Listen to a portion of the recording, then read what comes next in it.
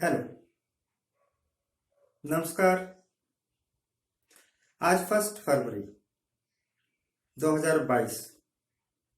आज का दिन हिंदुस्तान के लिए, हिंदुस्तानियों के लिए,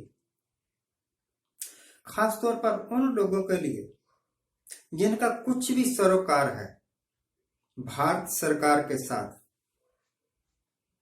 बड़ा इंपॉर्टेंट दिन है। क्योंकि आज बजट पेश हो रहा है संसद में। बजट यानी 1 साल का लेखा जोखा। टीवी में छप के आ रहा था कि नरेंद्र मोदी साहब की सरकार का यह 10वां बजट है। पर भैया मेरे हिसाब से तो नहीं है 10वां, 8वां बजट होगा शायद। क्योंकि मुझे लगता है कि पहला इन्होंने बजट 2014 में पेश किया होगा। खैर, 10वां हो या 8वां हो, इससे कोई फर्क नहीं पड़ता। फर्क इससे पड़ता है कि गवर्नमेंट ने जो जो भी बजट पेश किए, जब जब भी बजट पेश किए, तब तब उनका रिजल्ट क्या निकला। मेरे देखने से मैंने सबसे पहला एपिसोड अपने इस चैनल का 2019 के 18 मई को दिया था। रिजल्ट निकलने वाला था तब, लोकसभा के इलेक्शन का। उससे पहले 2014 में, जिस वक्त मोदी सरकार ने पहली बार शपथ ग्रहण की थी, तब मैंने 2 सवाल उठाए थे। ट्विटर पर मौजूद है, आप देख सकते हैं कि बड़े खुश हो रहे हैं ये कि इनको भारत का राज ताज मिल गया। पर आई वंडर कि ये लोग बीजेपी वाले किस प्रकार मैनेज करेंगे इकोनॉमी को। इकोनॉमी का खास तौर पर जो डेफिसिट बजट है, वो कैसे मैनेज करेंगे। इन्फ्लेशन को कैसे मैनेज करेंगे। अनएम्प्लॉयमेंट के साथ कैसे टैकल करेंगे। किसानों को किस तरीके से डेवलपमेंट का मौका देंगे, विकास का मौका देंगे। और बहुत सारी चिंताएं थी मेरी। वो चिंताएं आज 4 गुना ज्यादा हो चुकी। आज बजट पेश होने वाला है तो भैया कंस्ट्रक्शन सेक्टर वाले, इंडस्ट्रियल सेक्टर वाले और मर्चेंट्स, ट्रेडर्स, मंडियों में काम करने वाले, फैक्ट्रियों में काम करने वाले, नौकरी पेशा लोग, टीचर्स, हर एक को कुछ ना कुछ उम्मीद होगी इस बजट से। यकीन मानिए, मुझे कोई उम्मीद नहीं है। मुझे पक्का यकीन है कि ये सरकार का बजट सिर्फ आंकड़ों की कलाबाजी ही होगा। जिस तरह पिछले इनके बजट स्पीचेस जो जो मैंने सुने, उसके ऊपर जो जो मैंने रिएक्ट किया, वो यही था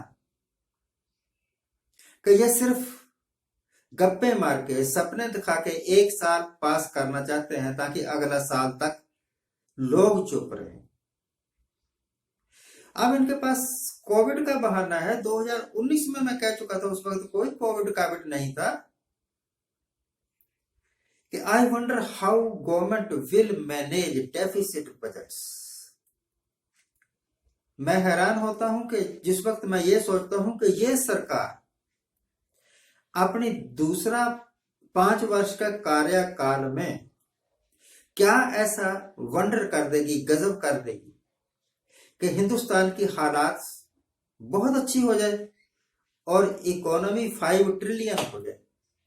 मैं मजाक उड़ाया करता था इनका, जब मोदी साहब ने 1-2 बार कहा ना कि हम 5 ट्रिलियन इकोनॉमी बनाएंगे, बना के छोड़ेंगे, तो मैंने बड़ा मजाक उड़ाया। मजाकिया लहजे में मैंने कहा कि 5 ट्रिलियन तो बड़ी दूर है, आप अगर इसको 3 ट्रिलियन भी रख सके ना, तब भी मुझे बड़ी खुशी होगी। और फिर जैसे कहते हैं ना, खाज के ऊपर कोड़ हो जाना, मुहावरा है। खाज तो पहले ही थी, डॉक्टर के पास गए दवाई देने के लिए, डॉक्टर ने गलत दवाई दे दी और कोड़ हो गया। इकोनॉमी तो पहले ही कमजोर थी।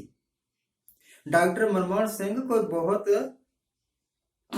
अच्छी हालत में नहीं छोड़ के गए थे हिंदुस्तान की इकोनॉमी को, पहले ही ट्रबल में थी।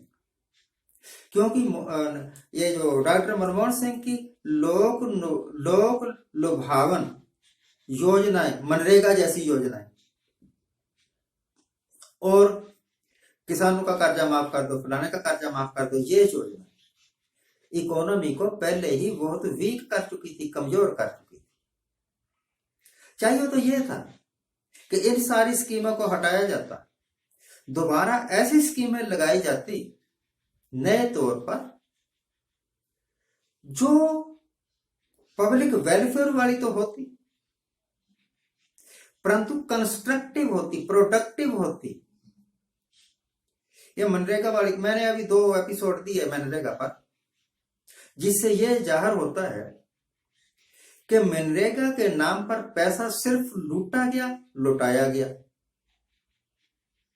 जब आप पैसा सिर्फ खर्च ही करते हैं, उससे उत्पादन कुछ नहीं होता, तो आप समझ लो कि आप बैंकरप्सी की ओर बढ़ रहे हैं, आप दिवालियापन की ओर बढ़ रहे हैं।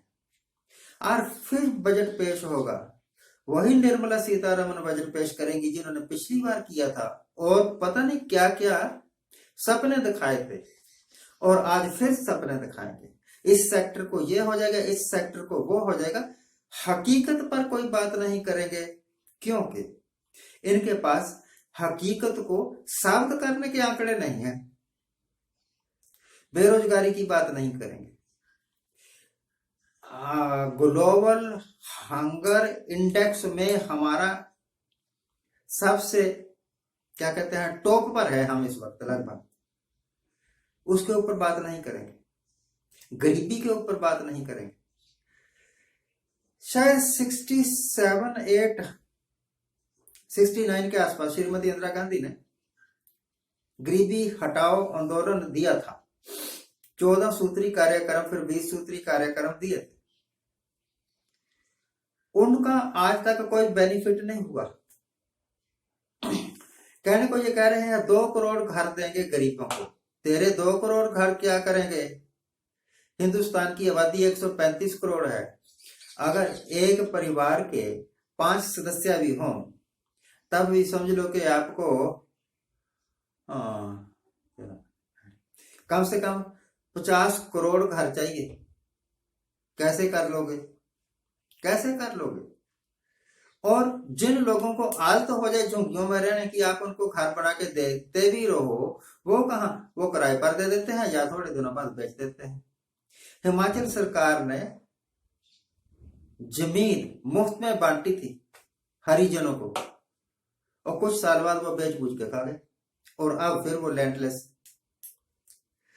तो बजट से ज्यादा उम्मीद नहीं है मुझे, आप भी मत रखिए। हाँ, ये यकीन नहीं बना लीजिए कि हिंदुस्तान की हालत पतली है, हिंदुस्तान में बेकारी टॉप पर है, और हिंदुस्तान एक दिखने में स्थिर और अंदर से बहुत अस्थिर परिस्थिति में जी रहा है। आज के लिए इतना ही। आज के बजट का रिएक्शन कल आप देखेंगे, जो फैक्ट्स पर, उन फैक्ट्स पर आधारित होगा जो फाइनेंस मिनिस्टर हमें बता के जाएगी। नमस्कार।